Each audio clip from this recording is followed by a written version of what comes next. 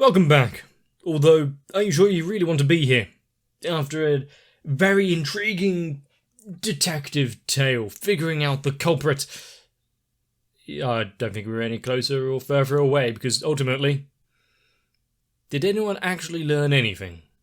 At least at the end of the last episode, there was at least a family somewhat reunited, even as underworld assassins.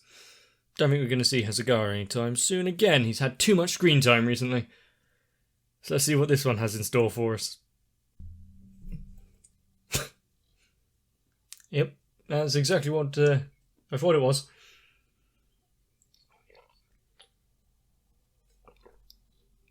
A upholder of peace and justice, and cleaner of the streets.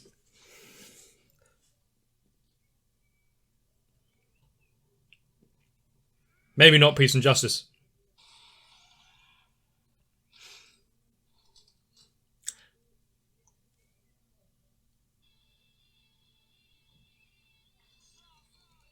What kind of thing can tear a sword apart like that? I mean, there's a difference between like a break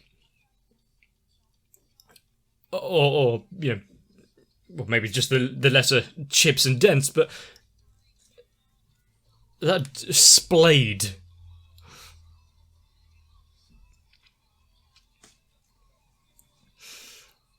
Also, they seem to really enjoy the idea of a fight.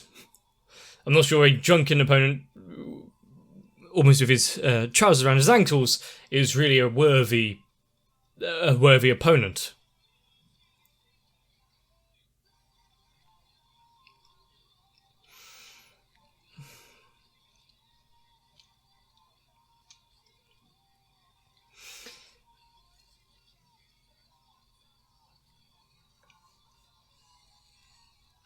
Also, now that we see Hasegawa go into his lordly robes and then achieve wings, he's had a full arc from just this opening.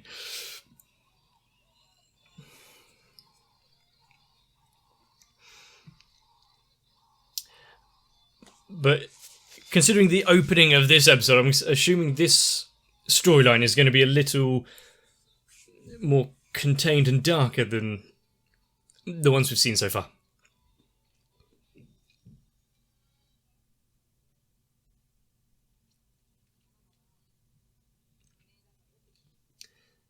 Nameless sword, but sharp. Also, what is this OST for this talk?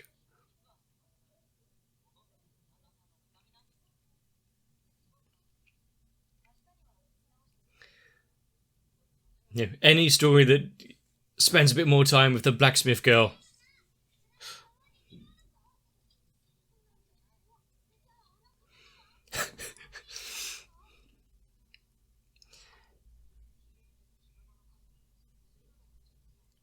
Each sword does have its own story.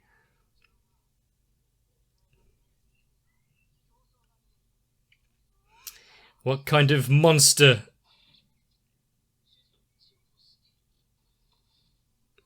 could possibly wield such a thing?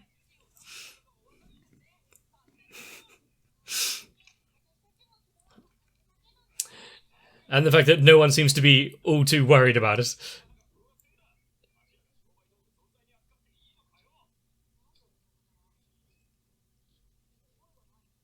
It just appeared there. She doesn't know it. I mean, it's getting sharpened and attended to. Really like a brothel for a sword.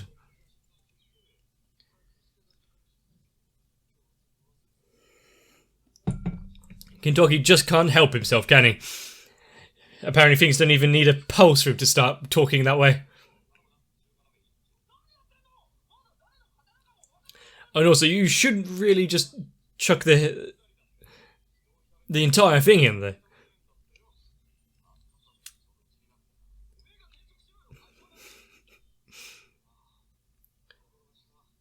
I also don't think there's enough metal there to really make a pan.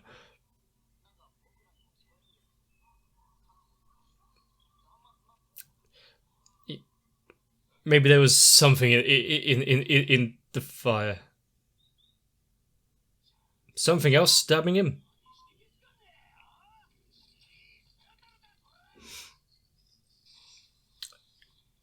Yummy! Are you sure you couldn't find a better place to suck it up from? Really, I just noticed or took in what the title was saying.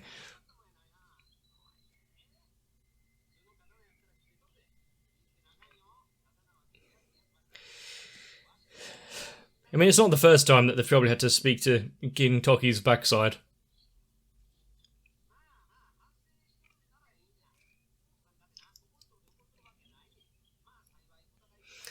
Nobody of importance.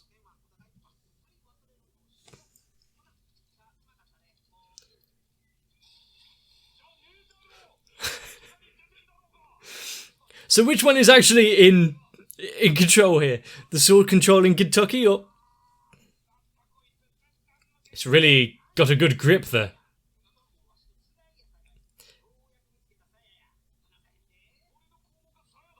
What a shitty scabbard. Why don't we call someone else who's proficient in...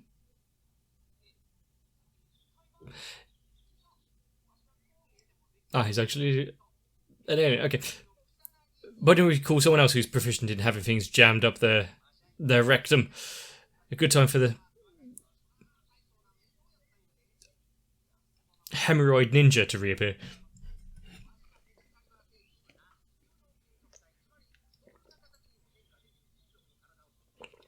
That would explain the sword looking like that before.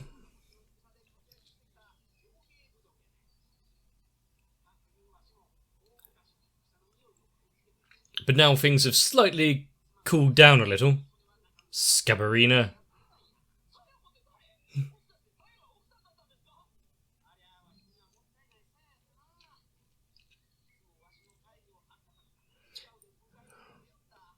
What a beautiful face. Yep. Is this something we should be witnessing here? Got private life between husband and wife.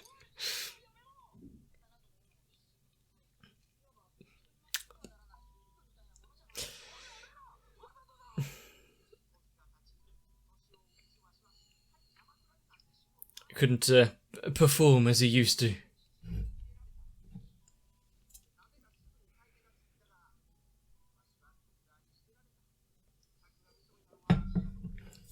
I see.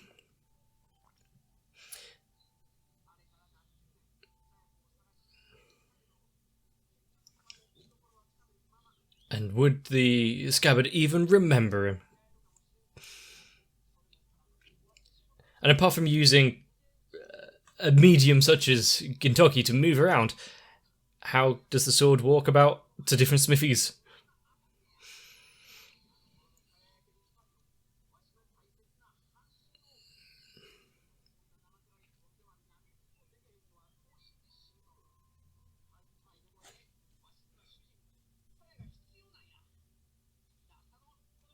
So if Scabbarino is his wife, how would it be seen if he's made a quick replacement, an alternative using a live body?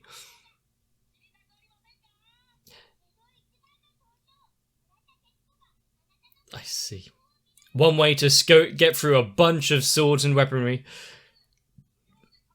I don't think the scabbard bought so soon, so quickly after being put up to auction, would just be out on the streets.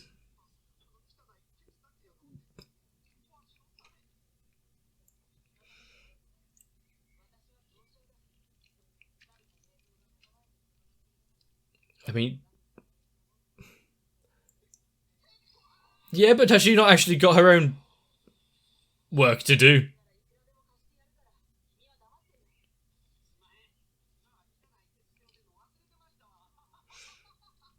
Ha ha ha ha. I mean, he wasn't denying it for the longest of time.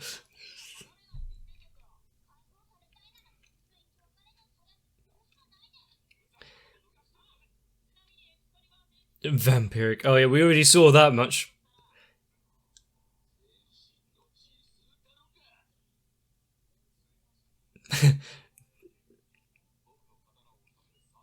For once, Kentucky might not just be being creepy.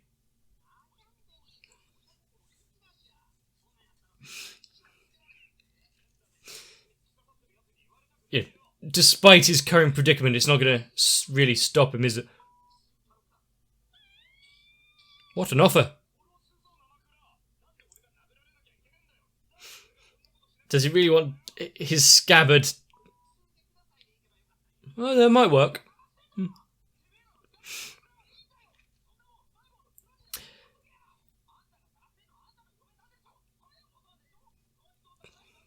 I'm surprised Shinpachi is even still stood around here listening to it. And I've just gone home after so much.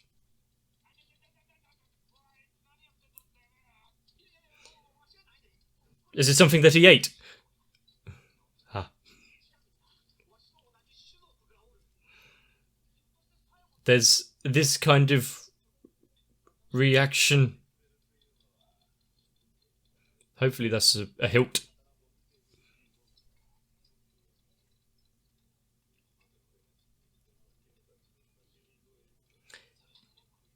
That's quite the suspicious, or at least noticeable mark right there. Quite identifying.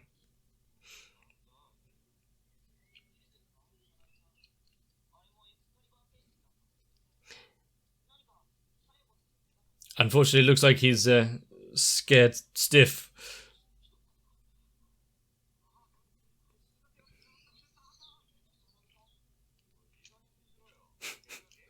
All of that vibrating.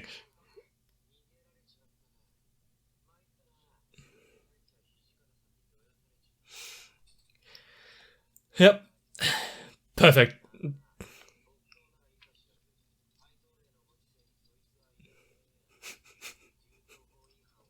Gotta fill up that quota.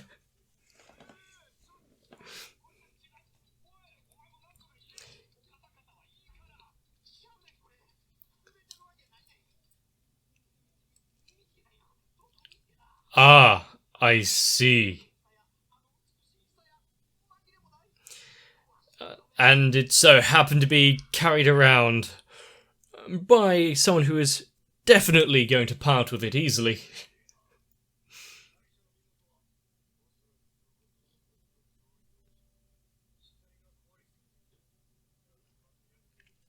In tatters, you say?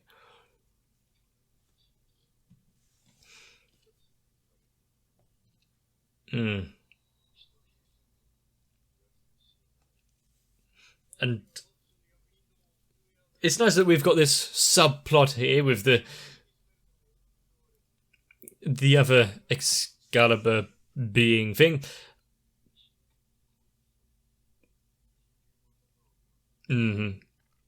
But right now,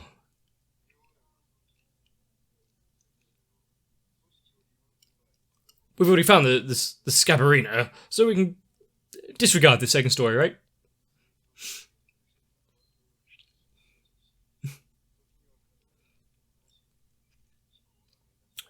Which one of them is really in charge here?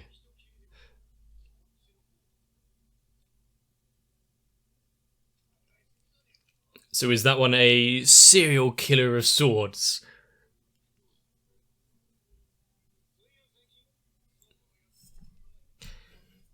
Was he talking to the sword or the scabbard? Yep, of course. That's just some.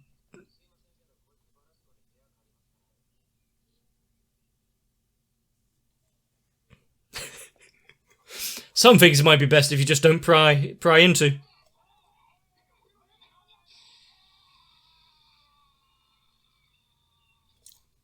walk away. The fact that he'd actually help out in such a manner.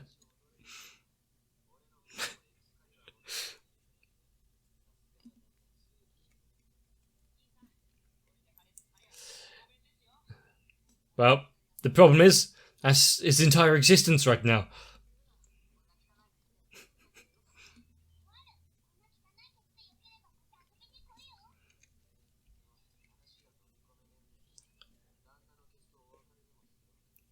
They can,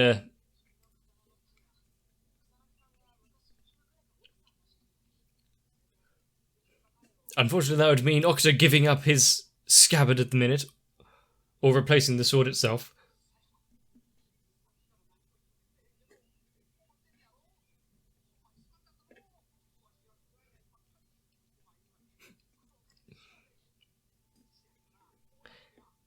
She's moved on.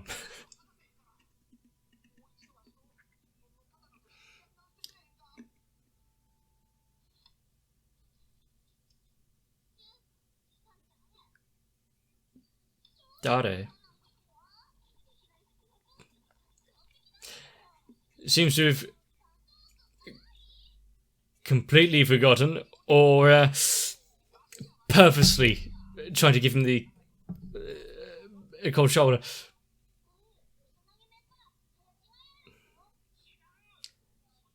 There might be some so alike.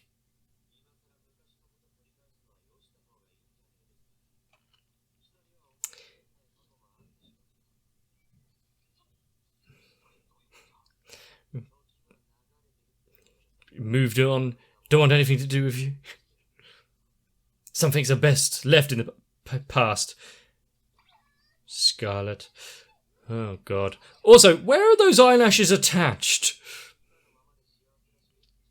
Also, this isn't the first time that Sogo has done something like this.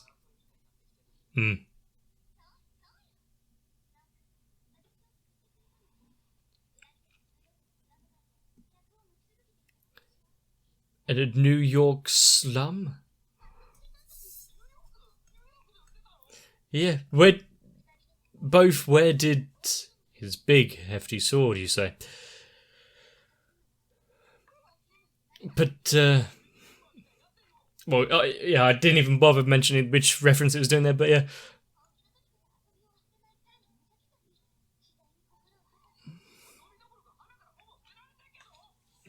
We know what kind of man Sogo is, and his particular sadistic interests.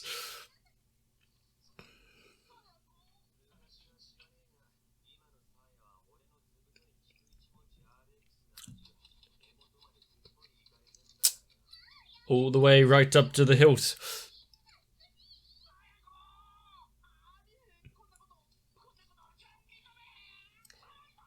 Where's he?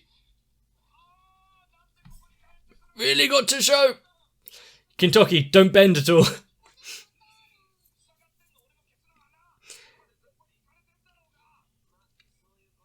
Well, good thing that Kentucky is now easy to wield.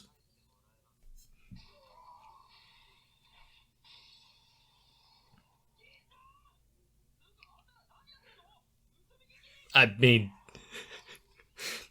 they don't really have much better to be doing at the minute.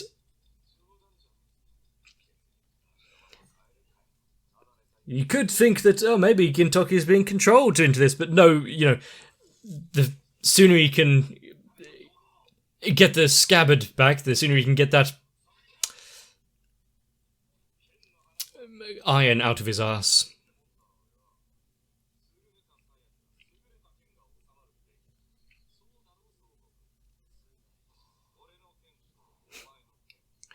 Battle to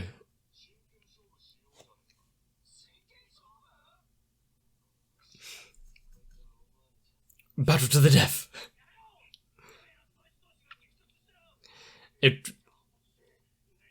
Yeah, it's like a... I don't think we really need that that confession right now, but like two magnets repelling each other.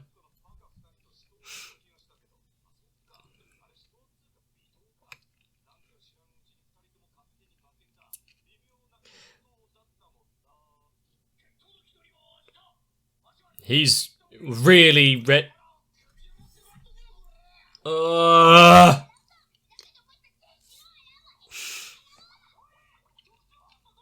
you know, they've handled all the crimes in the city right now, so they can just take time off with this battle.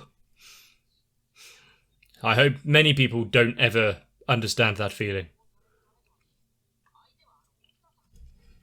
A monster.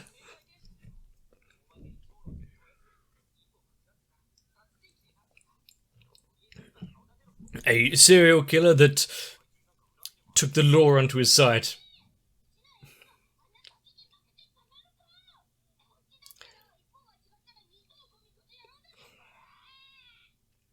That's convincing.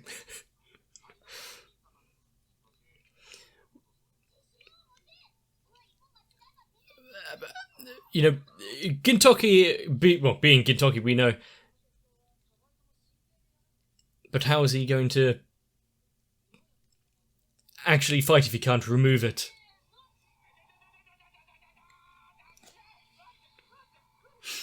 You know, it'll be over in an instant. It'll be like removing a tooth.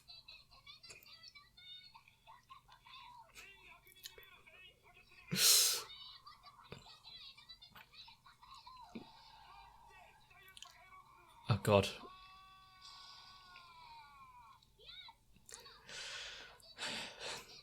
Either the sword itself doesn't want to come out, or Gintoki's glutes are far too tight.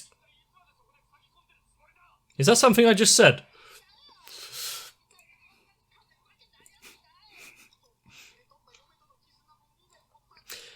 Well, if it's such a blunt sword, good job that there's a skilled blacksmith nearby.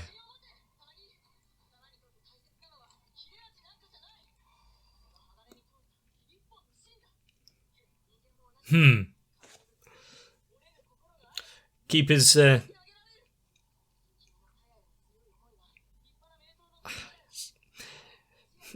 Does he really have that little faith in his love to be in a fight now? Removed quite easily. Also, weren't they like shapeshifters or something? Why do they need to heat it up like this?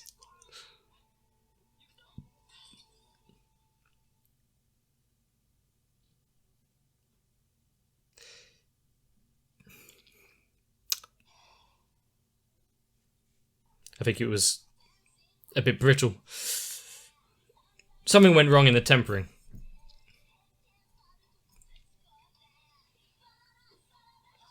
I feel like the sword may have lost a few inches. But you know, it's not really the size that counts.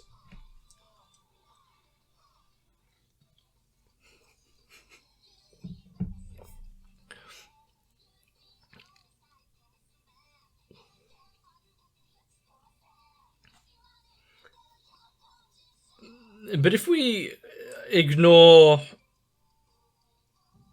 the fact that they're like shape-shifting Amanto swords, the things we saw in this episode are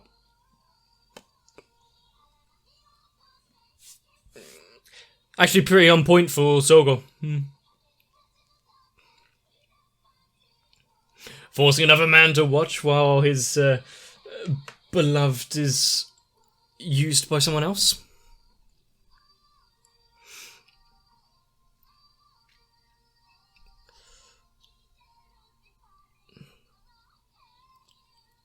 Well,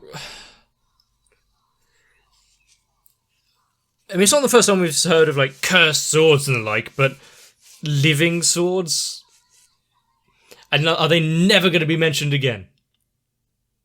Sadist v sadist, who's going to win? All I know is we are going to lose. Why is it that always the most interesting back and forth when you know you're never actually going to get any ground in the argument, it comes when Sogo is on the other side? Even if you give up everything you had, your dignity, your possessions, your entire future, he'd take it all and give nothing in return. other than scold, and a smug look of satisfaction. It's kind of why we love him, actually. An insane demon on the battlefield. Someone you really don't want to cross. And even less so when you've got, admittedly now it's probably only like 6 inches, but 4 foot of metal shoved right up your colon. Apart from the initial just joke factor, and because it's disgustingly slightly funny to us, if Gintoki wasn't around, what would have been the second best scabbard for him to pick? A rusty trash can, maybe? But like I said, anyway, any story that involves the blacksmith girl, I'm always going to enjoy. I just, starting to question my own words. But not only because blacksmith is something that actually does interest me, and I've watched quite a lot about it. But when characters have their lives, have something that they're good at, something that they enjoy, something that they've put into a business and carried on throughout of it, and actually has been of use at certain times, it's good to see them re-emerge in the storyline. But with the idea of another Amanto sword out there, almost gleefully devouring everyone it comes across. The wielders themselves, they're just collateral. It's the swords themselves which are the main prize. Makes you think, who's going to be the one to get there first? Is our new talkative friend going to be the one to take him down and prove what a blade he actually is? But you really can understand why Gintoki would like to get this over with as quick as possible, even if it means throwing himself into a headlong fight against Sogo himself. Death is just, well, actually probably preferable over his current predicament. No matter where this story really leads us, I know I'm gonna look twice before I sit down anywhere from now on. If you enjoyed this one, let me know. Maybe leave a like and a comment down below. Consider subscribing to the channel. Maybe don't share this episode with friends and family.